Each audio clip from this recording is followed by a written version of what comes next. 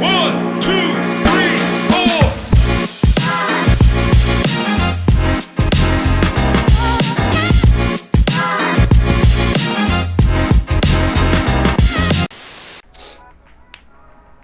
4. Welcome to the Game of Inches Sports News Channel. In this video, we're going to be covering our NBA basketball news segment for the day. And to start, we're going to be talking about the Lakers beat the Milwaukee Bucks thanks to a dominant Anthony Davis performance. So the Lakers were the underdogs in yesterday's game against the Milwaukee Bucks, and it was a close 4-point game that the Lakers ended up winning. So this game last night was a huge game for the Los Angeles Lakers. So the Lakers are 12th in the Western Conference, so they are 4 games out of last place in the West. And Really? they are starting to play, they're starting to play pretty well now that they moved Westbrook to the bench. That gives the second unit a primary ball handler that can just kind of go out there and do what needs to be done on offense. And it doesn't conflict with LeBron being a primary ball handler also, so that seems to be working very well for them. And I think you get the confirmation of that in the win against the Milwaukee Bucks, because that is not an easy win. It is so hard that only 6 teams have beaten the Bucks this year. The Bucks are 15-6, and they are second place in the East. And this was a major game for both teams. The Los Angeles Lakers are trying to piece things together to try to make a playoff run this year, and they, as Kory said, have 3 star players on the team, so they should be able to accomplish making it to the playoffs at minimum, especially considering they won the championship with LeBron and AD like 2 or 3 years ago. So, but with the Milwaukee Bucks side of it, this was a chance for them to play a low-ranking team and get a win and try to close the gap between them and the Boston Celtics. With getting the loss, that being said, Cleveland Cavaliers got a win yesterday against the Magic. So that closes the gap between the 2 and 3 spot in the East. So now, instead of the Cavaliers being 4 games back on Boston, they are 3 games back, and they are only 1 game back of the Milwaukee Bucks. So you also have a competition heating up for the second place in the East now too, between the Cavaliers and the Milwaukee Bucks. So it's looking like it's definitely the group of death this year. Yes, also. you're learning. Yes, I love that you're using that term for fucking everything now. I'm using it every time I talk about the Eastern Conference. Both you and DeMarcus are using it. It's fucking awesome. All right, so I think with that being said, that about covers the win last night. Huge win for the Lakers. Let's see if they can continue. Let's see if they can continue momentum. And with that, let's move on to the next article. LeBron James passes Magic Johnson for 6th all-time in assists. So this is very significant, as LeBron James is also right on the heels of Kareem Abdul-Jabbar in the hunt for the #1 spot in career points. So he should be passing Kareem Abdul-Jabbar as the leading scorer in NBA history, and he just passed Magic Johnson, who is one of the best passing point guards of all time, into 6th on the list in all-time assists. So I think this just speaks to LeBron James' greatness on the floor and just every aspect. He scores the ball better than anybody in all of history, and he's able to pass the ball and set up his teammates too. So if you take a look at Kobe and Michael, they were both great at scoring, but they weren't necessarily as great at getting their teammates involved.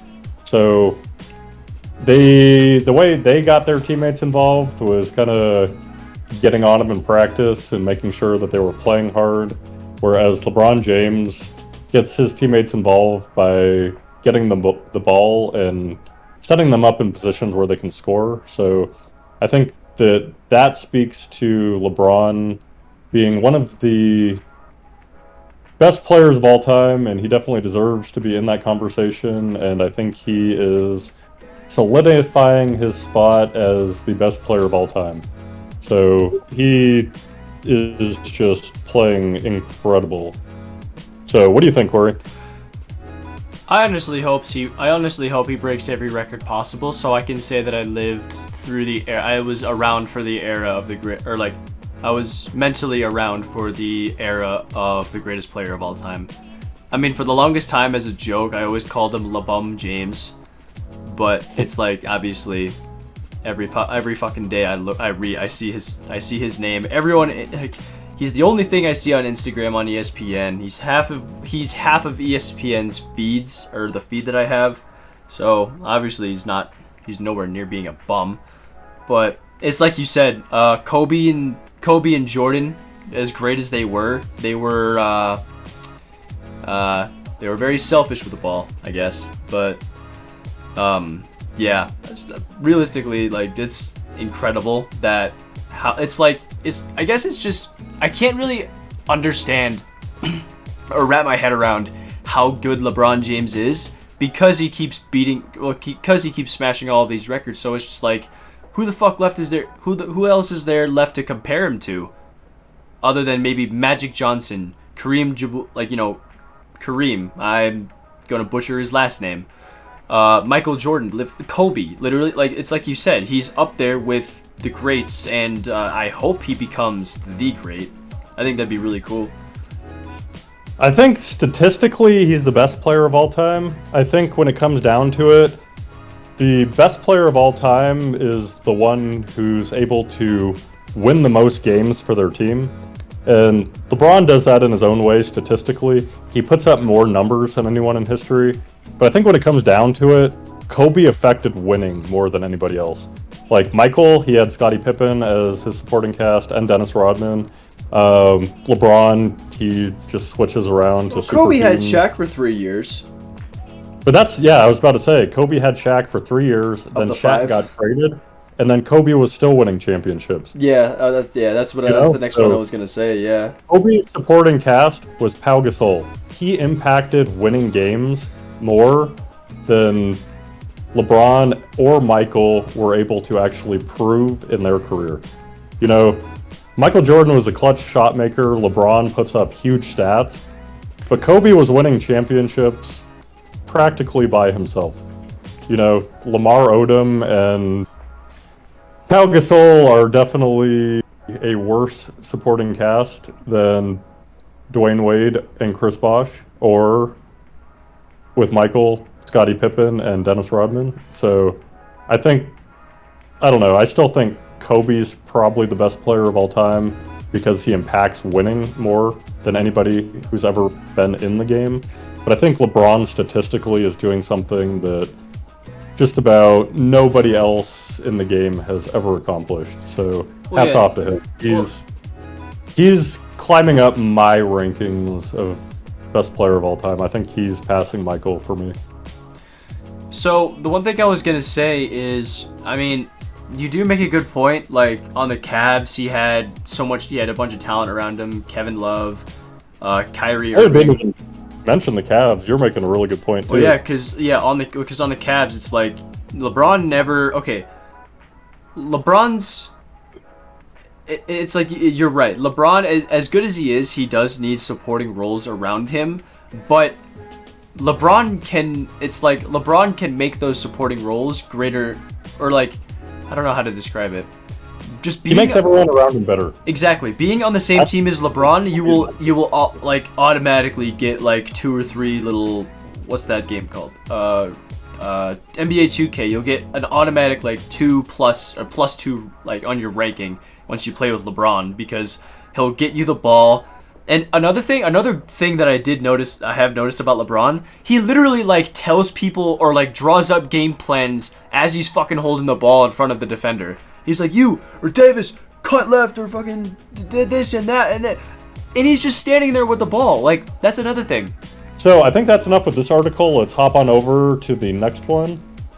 And really quick, we're just going to be talking about the Miami Heat, and they had a huge win over the Boston Celtics last night. So the Celtics were 9-1 in their last 10 games. So they've been incredibly hot. As we talked about earlier, they were leading the Eastern Conference.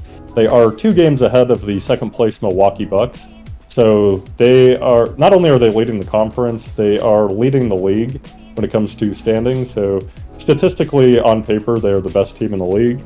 And the Miami Heat were able to come out and get a huge win over them. And the Miami Heat are bottom half of the conference, and they haven't been playing too well this year. They are second in the Southeast Division. 12, so they are under 500%. So I think the point regarding the Miami Heat that would be worth focusing on right now would be, if you could expand that depth chart. So to start the year, the Miami Heat have been incredibly unfortunate with their injury situation. The whole damn team. Yeah, how many players on there One, don't two, have... three, or 1, 2, 3, 4, 5, 6. 6 players? Jesus Christ. Some of them get used multiple times. So I think there's only like 3 players on the team that weren't injured at all to start this week. So it's like the Miami Heat have been a story of injuries, kind of like the Avalanche. They're still a really good team. So anyone out there that's sleeping on the Miami Heat, as soon as they get healthy, they're going to return to being a really good team in the league. That was last week. Yeah, so I think you can see the chart on the left is their updated depth chart as of today. And everyone seems to be, not everyone, but just about everyone seems to be healthy. And I think you can see that reflecting in the way that they played against the Boston Celtics. And they got a win against the best team in the league. So now that you have your team healthy, I think the Miami Heat are primed to make a run in the Eastern Conference. Maybe not as the best team in the conference at this point, but I think they should start climbing up the standings and definitely put themselves in the position to have a nice playoff spot going into the end of the year. So, what do you think? Now, before I say anything, Victor Oladipo is like a great player for the Heat, right? No. Or is he like a bench player? He really hasn't got much of an opportunity. When he got signed, he was on injured reserve, so he missed most of last year, and I believe he's been injured most of this year too, so he really hasn't got much playing time over the last 2 years. Okay. Well, I guess with the Heat, I mean, obviously they, like you said, and what we saw, they beat the best team in the league. So I think it's literally just the thing that's hurting the Heat or just injuries. I mean, I don't know. I mean, I remember from the COVID playoffs, like the Heat were the team to watch. Is that right? Like when they lost. Yeah, I mean, I think it was more so last year. Like both times it's like they were picked to win. Like the Heat. Heat It was between them and the Golden State Warriors. They've always, like, until recently, I've always felt they've been like a dark horse, like post LeBron. But it's just there've been so many other great teams that have just been able to, obviously able to overcome them given the talent they have. But you have former Bulls guy Butler, Adebayo, Martin, Harrow, and Lowry. I mean, I don't know who. I'm gonna be real. I don't know who Caleb Martin is, but he sounds good. He's definitely the weak spot in their starting five. Yeah, I think that's because I just don't know his name. I don't know. Not many people do. He's definitely not the most exciting player in the league. I mean, with the few thoughts I have, I guess for me that it'll wrap it up. But I'm curious to see where the Heat go with their healthy team, and hopefully they can all stay healthy. Because if they're healthy, they're clearly a good team. Yep, one of the best defensive teams in the NBA, and defense wins championships. So yeah, when you got a good defense like they do, anything's possible. So I think with that about wraps up all we got for NBA news today. So I hope you all have a wonderful rest of your day, and we will catch you guys in the next episode of the Game of Inches Sports News.